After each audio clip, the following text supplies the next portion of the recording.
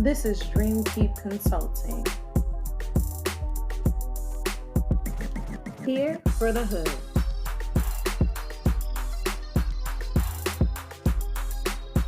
Home of the Hood Scholars. Hello again, Dream Keep family. I just want to say again, welcome to my channel. Thank you for being here. I really appreciate it. So today I wanted to open up about a topic that I get asked a lot as the founder and managing director of Dream Keep Consulting. I have been asked often why I focus on the hood.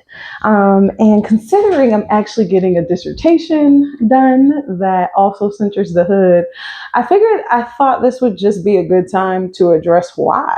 I think don't get me wrong, I feel like a lot of materials on my website and stuff explain this stuff, but I just wanted you to hear it directly from me. So I wrote my own definition of hood back in 2020. I felt like I kept having deja vu, but also gaslighting moments in the world. Because as a hood baby from the Bronx, I felt like I was perpetually doing everything that they tell little hood babies to do. And it was kind of a game, but also like constantly being in this weird, I guess, dynamic where people want me to prove that I deserve to be in the rooms that I'm in. Like I haven't earned my spot there because I'm the wrong kind of Black. I'm too ghetto, too much. And I just remembered I went to public school all throughout my pre-college years. And so I always went to predominantly Black schools. Like I never had any inclination that I shouldn't love my Blackness, that I shouldn't love the specific kind of Black I am. I'm from the Bronx. I very much just felt like, okay, like I love myself.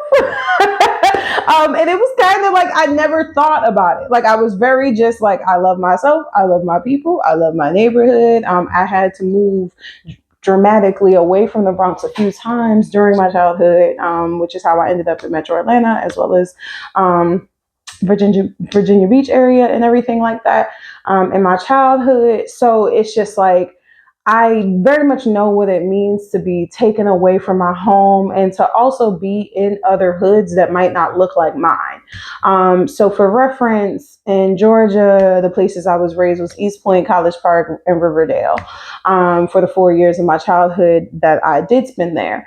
And so I remember being young for the first 2 years that I lived there and realizing like, this is similar to the Bronx, but it's very, very different at the same time. But noticing that like the same type of like conditions existed. Like I was just like, like everybody in the hood here lives in a house, but they're still dealing with a lot of the other things that I had seen in the Bronx and everything. So it's just like, in between jobs, having the finesse, really having to figure things out and resources out on the regular. So like, I didn't think anything of it. I thought this was normal. Like I was just like, this is interesting to note though, because, even within the Black community, there's like talk down on ghetto Black people, hood Black people, all that stuff.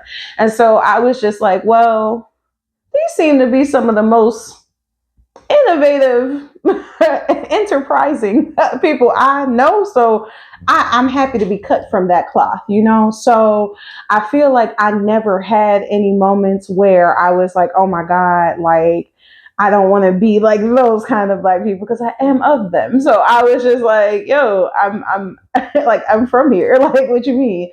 I would go to school and people would tell me that I wasn't like other people. And I'd be like, how? I'm from here. Or I'm like from places like here, like, like very Black centered, very just where I belong, So I didn't think anything much of it. Like, I was just like, I love my culture. I learned how to cuss when I was 10. I learned how to speak slang when I was 10. That's literally when I decided to start speaking slang all the time. Like, I had already studied it. So I was like, I'm ready. Because, Lord, they weren't going to have me out here looking crazy.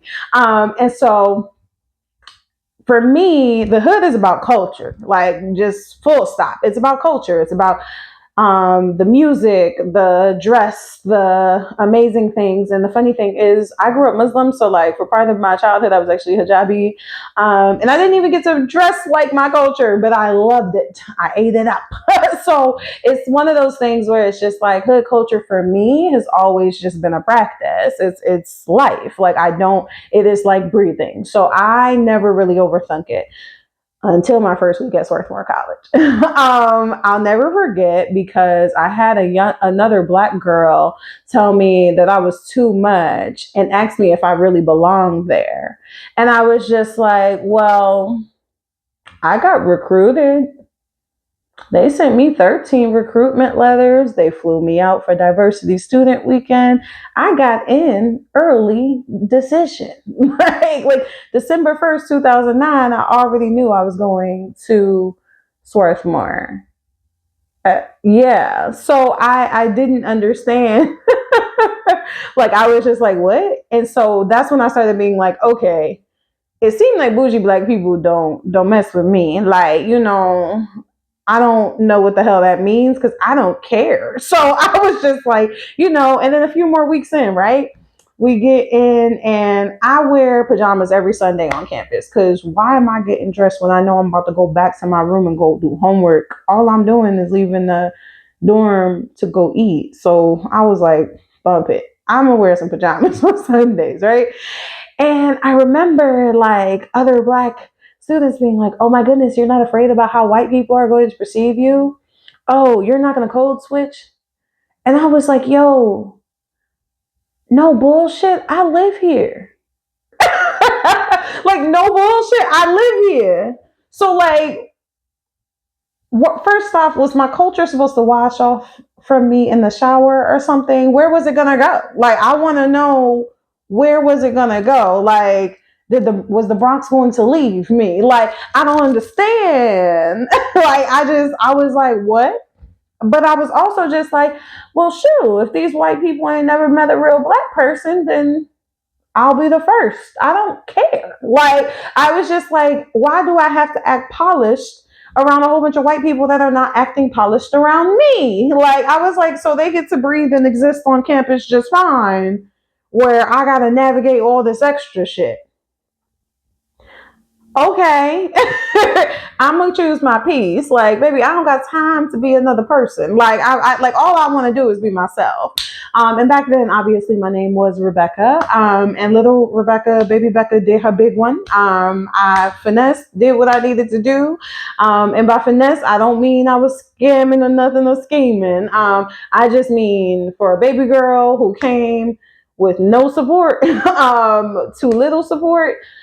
I made some waves. So I'm really proud of myself looking back at my journey and everything. But like for me, hood culture is beautiful. So I'm like the swag, the way we dress, the way we solve problems, hood justice, all of that is it matters to me. The idea that I need to work with in systems is not some hood shit. Like, so I remember just being like, what radicalized you? The hood, baby, the hood, riding the train from the Bronx to Harlem down to lower Manhattan and realizing like, oh snap, the whole racial demographic changed. Well, I don't see white people past 161 in Yankee Stadium in the Bronx, and actually it's getting gentrified right now. I can't even afford to live in my own home space. So it's just like there's just so many dynamics that it's just like for me, again, the hood is a culture. It's a way of being. It's a don't let nobody play with you. It's a make sure that you loyal to your people. Like, like that's just what it is. Like, so make sure you're coming with the ingenuity. Like, come on, gotta stay fresh, gotta be dynamic, gotta be aware of your fresh. Like, so like for me, that's always what hood culture has been about. So let me start there. My culture wasn't gonna wash off on me from the shower just because I went to a predominantly white school. Never in my goddamn life. So Let's start there, right? So thinking more thoroughly though, as I got older, I started working for Black adolescents. And let me be very clear, my academic journey, all I did was choose my population. I didn't do nothing else. Like I chose my population, and then all my degrees, they are all in different subjects, but they are all adjacent to my to serving my population, right? So I remember pretty much just being like, oh wow, like I learned what neoliberalism was. And I was like, oh shit. I studied education in undergrad. I'm a teacher. That's why y'all think I'm a teacher. And I study social work, so y'all also think I'm a therapist. I'm not a therapist, y'all. I'm a management social worker. So let me clarify. But I just remember starting to work in settings, so schools, clinics, other nonprofit mental health or community work settings, and starting to realize that, like, unless they loved hood Black culture and leadership and stuff, if they were white adjacent Black leaders, for example, and that's internalized racism, baby. Let me just say that. But like, I was in spaces where other Black people either didn't like ghetto Black youth, or they were just like, oh, like they would talk crap about their parents and stuff, like that water cooler chat and stuff. And I was like, this doesn't logically make sense. Like, what is happening? Like, don't they get paid to serve these kids? Ain't they here to serve them? Like, we using the word underserved all the time, like it's cute. Like, ain't y'all here to serve? What you mean the people that in the neighborhood that you service are still underserved? Oh, that sounds like a youth thing. And so it's just like sound like a structural thing, sound bigger than the people, right? And so I knew very early in my career, one, that I was getting more radicalized, and that there was no way that disparaging or hating my culture would change any of the systems that I was witnessing. So I was like, okay, I'm running into a whole bunch of bougie Black people that don't want me to exist how I do, or they want me more polished. They want me more. I'm like, baby, I'm rough around the edges on purpose. Like, I'd rather be authentic. Um, my brilliance is already there. I don't really have anything to prove in that department. Like, what is happening? Like, I don't understand. And once I really started understanding intersectionality, anti-blackness specifically, I was able to be like, okay. And then I learned the definition of internalized racism more intentionally. And I was like, that's what's happening when other Black people are telling me that I can't be my kind of Black. And I'm like, bruh, in the history of this place, all of us was hood before. Like, they just gave some of us access to more resources. I don't understand. And again, culturally, not every hood nigga gonna act how each hood nigga act. Like, I speak very well slang. Like, I love it. Like, it's my favorite. African American vernacular English is my favorite dialect, period. There's nothing else that I want to speak in, to be quite honest. I have a presentation like mommy voice that I do use, but that's because I'm holding space in a very deliberate way, and stuff like that. But for the most part, like, I'm really chill. I'm very relaxed. Like, I think people tend to think because I'm very serious that there's just like this air about me. But like, for me, I'm just like, why am I not allowed to just breathe and be in space? Like, what does that mean? Like, what does it mean that I live in a society that does not want Black people like me to exist in their freedom? And so I understood that very young. So for me, people be like, why the hood? And I'm like, well, we throw away Black adolescents like it's nothing. We will tell Black young adults that they're not doing well enough when we haven't offered them support. What does that mean? That means we not doing what we're supposed to be doing. If youth do not have what they need, that's a community problem. That's not a youth problem. So for me, don't get me wrong, I'm dragging people that hate hood Black culture because fuck y'all for that. But I'm also dragging intergenerational dynamics within my family, within the communities that I've been in. I started my like activist career actually in anti-sexual misconduct, anti-sexual assault work, and that started with me getting raped by a black boy in the Bronx my first semester in college, and given chlamydia and gonorrhea. And changing my entire life trajectory. I thought I was going to be a medical doctor before that and stuff. And then I ran into a whole bunch of issues where it's like, oh, to preserve these black men in this space, we have to make sure that we don't tell people they're rapists and stuff, even on my campus. So I remember just being like, oh shit, so we got some shit to unpack because this is clearly not just like, and honestly, that anti-sexual assault work is universal. Like that's not even race specific, but the pain and suffering of black girls and women that are often ignored as survivors, definitely real, definitely valid, and definitely something I center at all times.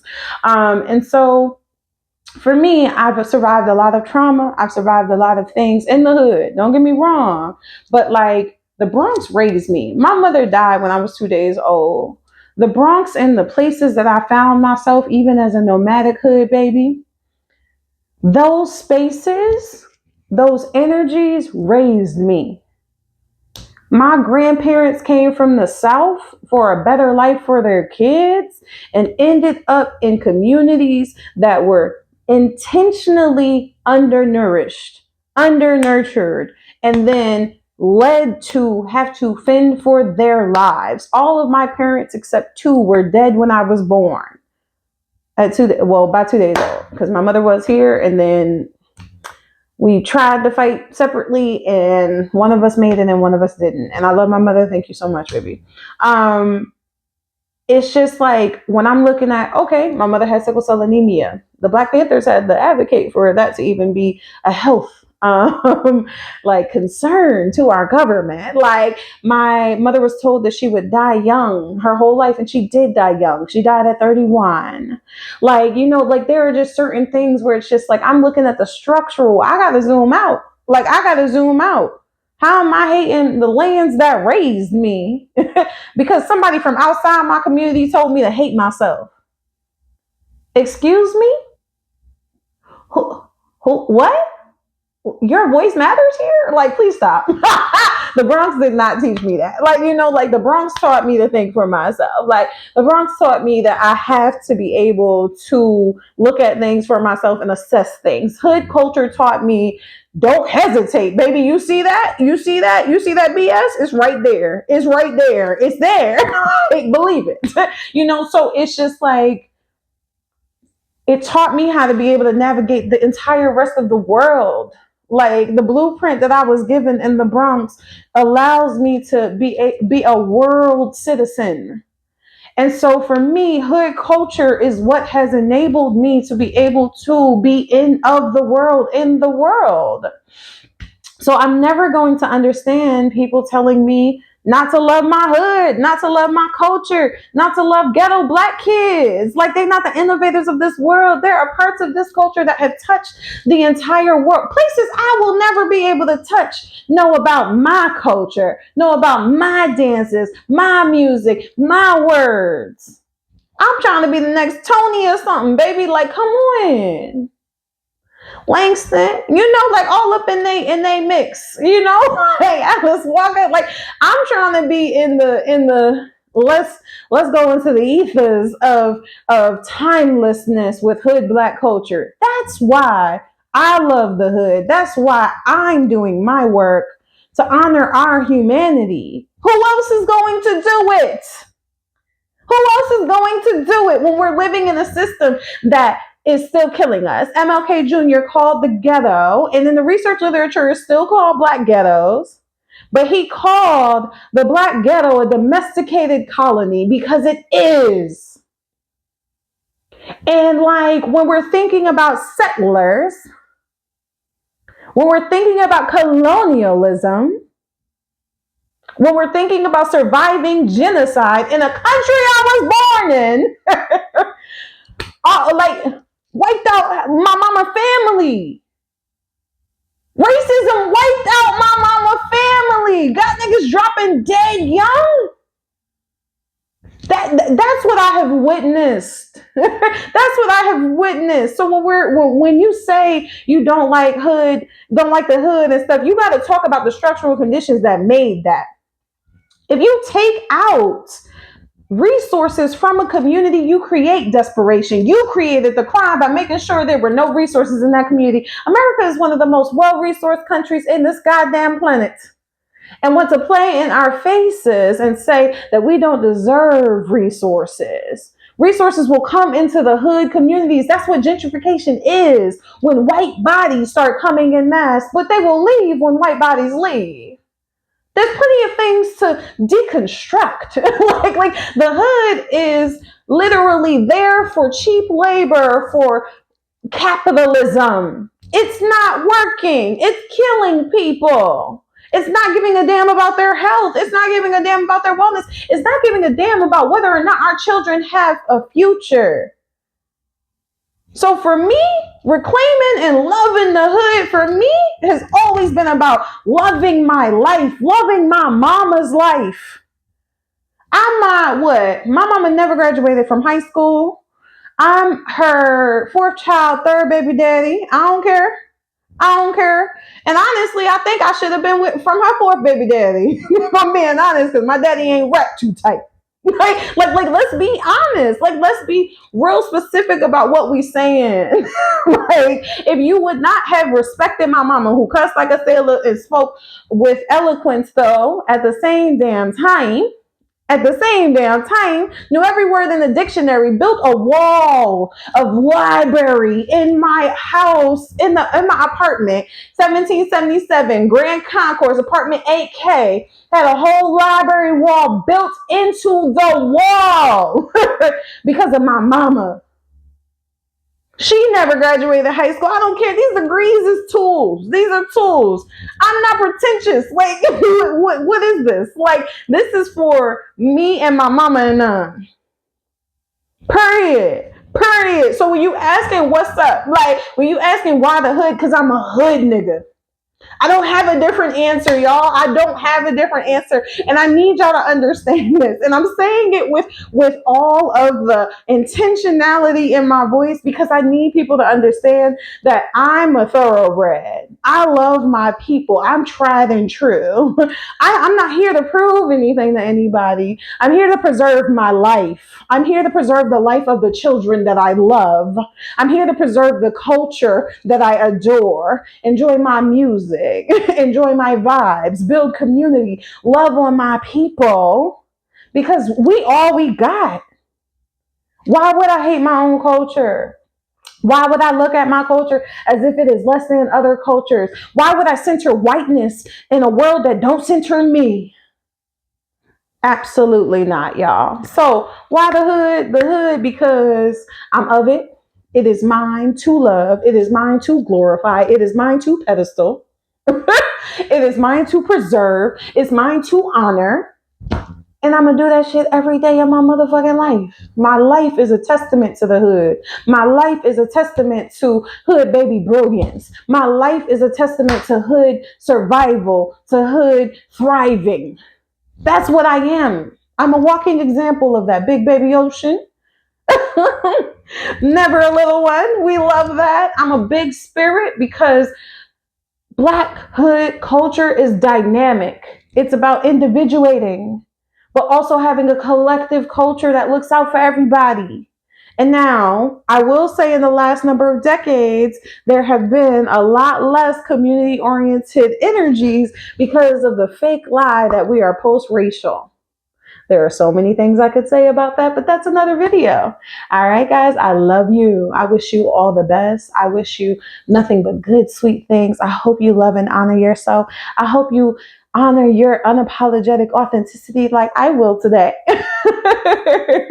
And I hope you shine. I hope you smile. And I hope you got plenty to be grateful for. All right, y'all. Bye.